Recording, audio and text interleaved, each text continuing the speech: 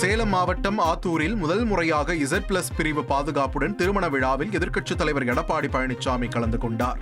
விழாவில் அவருடன் ஆத்தூர் சட்டமன்ற உறுப்பினர் ஜெய்சங்கரன், கெங்கவல்லி சட்டமன்ற உறுப்பினர் நல்லதம்பி, ஏற்காடு சட்டமன்ற உறுப்பினர் உள்ளிட்ட பல அதிமுக நிர்வாகிகளும் தொண்டர்களும் கலந்து கொண்டனர்.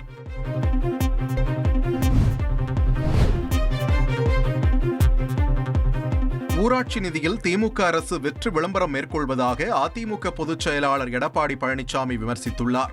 இது தொடர்பாக அவர் வெளியிட்டுள்ள அறிக்கையில், தனது வெற்று விளம்பரங்களை தமிழகம் முழுவதும் உள்ள 385 ஊராட்சி ஒன்றியங்கள் மற்றும் 12,620 ஊராட்சிகளிலும் வெளியிட வேண்டும் என்று ஊரக வளர்ச்சித்துறை அலுவலர்களுக்கு திமுக அரசு உத்தரவிட்டுள்ளதாக கூறியுள்ளார்.